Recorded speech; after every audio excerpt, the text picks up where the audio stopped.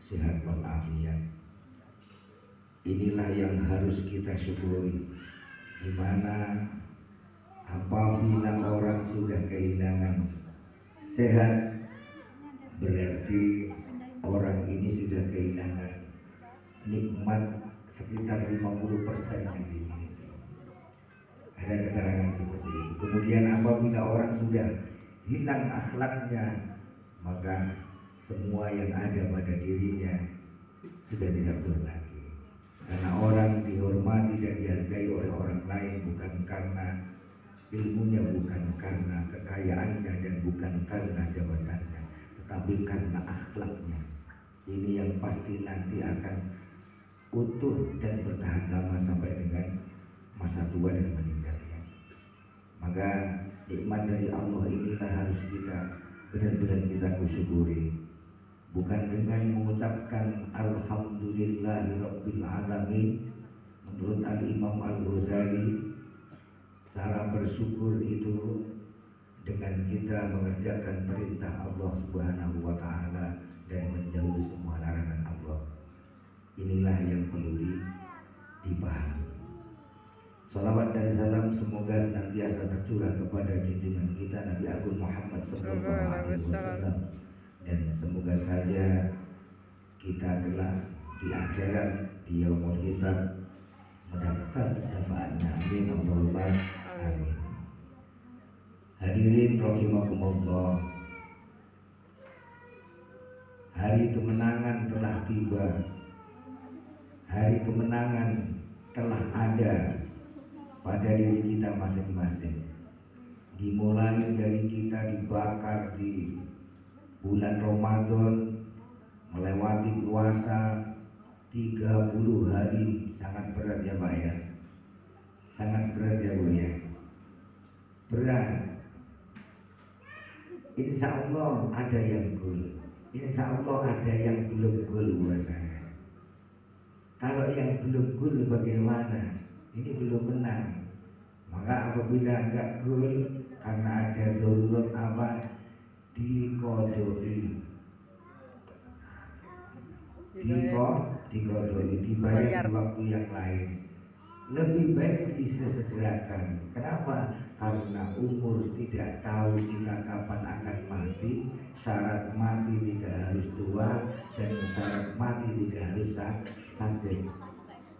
Ini berarti kemenangannya dipotong, masih dipotong 70%. Hebatnya Ramadan sampai dengan tiap malam kita mengerjakan sholat tarawih. Tiap malam Muslim semua mendapatkan ampunan dari Allah Subhanahu wa taala. Sehingga pada titik terakhir di malam Idul Fitri disunahkan kita mengerjakan takbir, walitukmilu iddata wa tukabbiru ala ma hadakum wa la'allakum tashkurun. Kita bertakbir dengan mengagungkan Allah, bukan sekedar Allahu Akbar, Allahu Akbar, Allahu Akbar, tapi dari hati yang paling dalam. Kita ini benar-benar mengagungkan Allah. Kalau Allah yang maha agung, tentunya kita adalah makhluk yang paling lemah.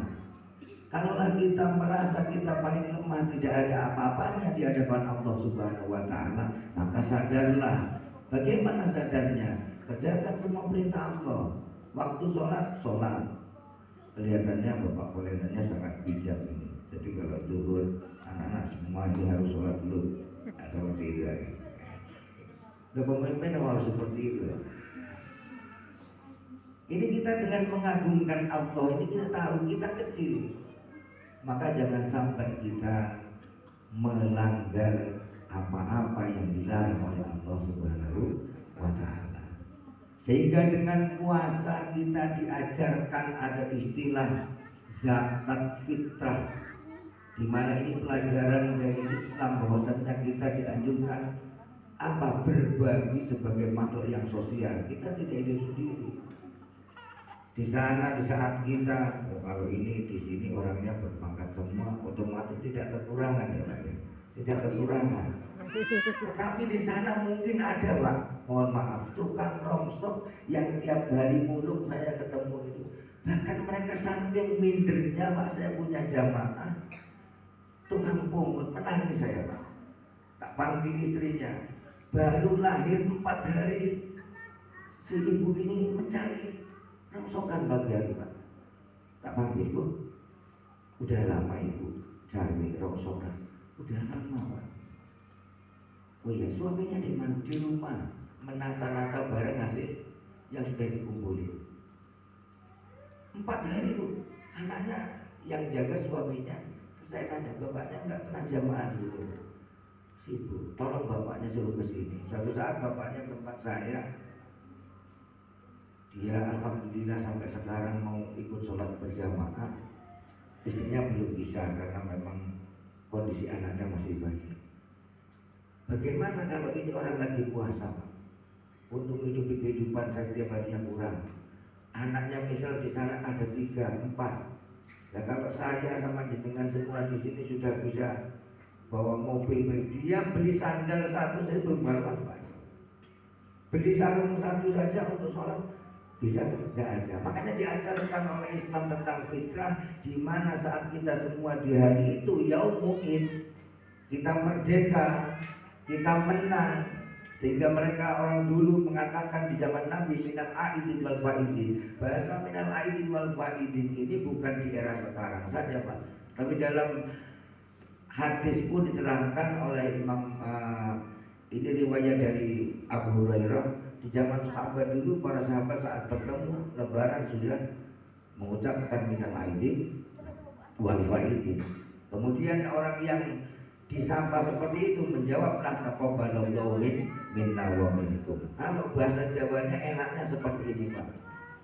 Maka kemenangan ini ditandai dengan ini, mohon maaf, acara halal bihalal. Ini kalau orang Jawa Pak, halal bihalal. Karena kemarin mohon maaf saya diundang ke sini itu kayaknya suruh ngopi gitu Pak. Katanya ada apa ini Mbak Ira? Aku suruh ngopi Ustaz. Biasanya kan seneng kalau saya suruh ngopi sama ngerokok sepegawaiannya. Ternyata di sini suruh tausiah, guys, bahasa halal bihalal. Jadi halal bihalal ini bukan sesuatu yang modern, bukan sesuatu yang bid'ah. Sudah ada dari zaman Rasulullah Muhammad Sallallahu Alaihi Wasallam. Makanya kalau ada orang Islam baru mengatakan ini adalah bid'ah, opini kurang akal. Nah, seperti itu. Kan orang Jawa enak lagi begini. Orang Jawa, Pak Kolonel, saya selama bekerja sama Bapak, ikut Bapak selama 1 tahun ini, apabila ada kekurangan, baik ini kekurangan yang saya sengaja dan tidak sengaja, saya minta maaf dan mohon diikhlaskan Pak Kolonel. Seperti itu caranya, bawaannya ke atasannya. Sudah ya Pak ya? Ini caranya seperti itu. Kemudian jawablah dari Pak Kolonel, semuanya saya maafkan. Maka ini hablum minan nasnya, hubungan antara manusia yang satu dan lainnya sudah kosong karena sudah diikhlaskan, dihalalkan. Jadi harus ini ikrar seperti itu, maksudnya agar kita dihalalkan. Karena dulu ada Pak ini tukang beca, tiap sore malam mancal. Dia ada rambutan banyak di sini Pak. Makan 1 enak, 2 enak, 1 kilo enak. Dirinya orang kaya di sebelah sana. Akhirnya apa?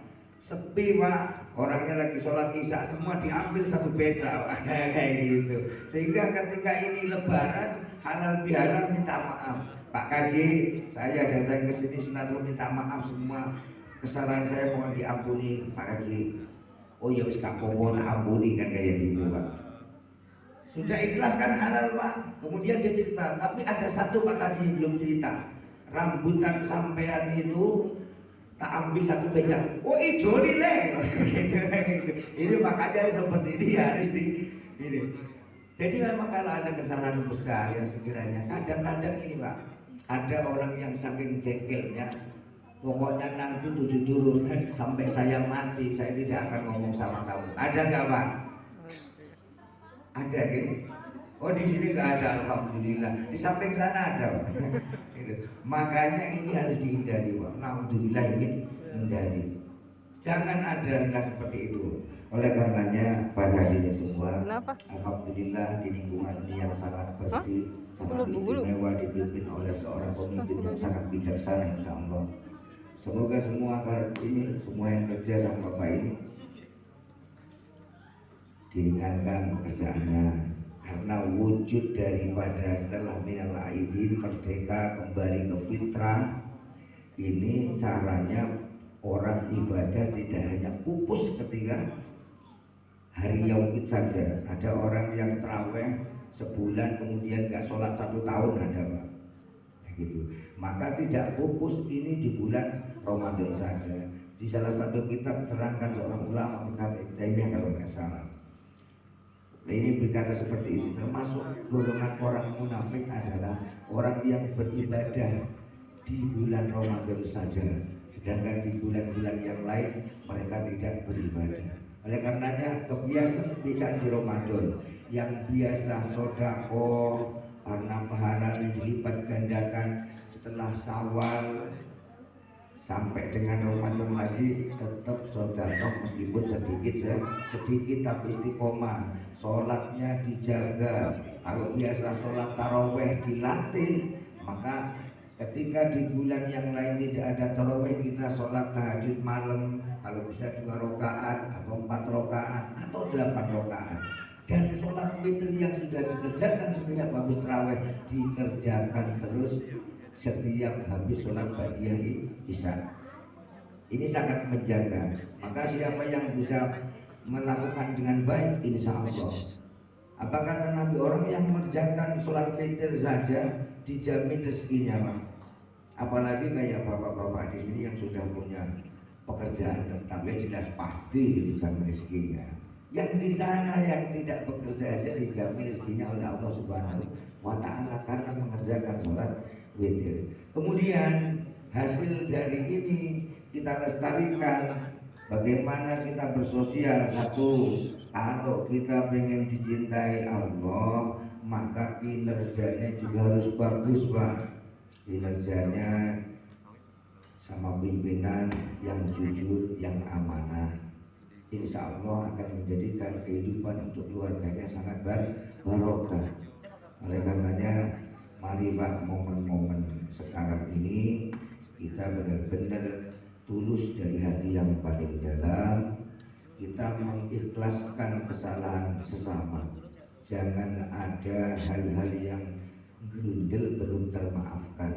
Karena apa? Setiap ada permasalahan yang tidak selesai, ini akan mengganggu pikiran kita, mengganggu hati kita, sehingga kadang jalan rezeki ini menjadi sebab seret karena faktornya ada permasalahan hubungan silaturahmi yang kurang normal. Oleh karenanya momen Idul Fitri ini kita gunakan benar-benar halal, segala setahunnya dihalalkan, sehingga kita dengan mengerjakan puasa bulan Ramadan sampai selesai mendapatkan ampunan dari Allah Subhanahu wa Ta'ala. Dan kesalahan antar manusia cukup dengan mengikhlaskan segala sesuatu yang sudah pernah terjadi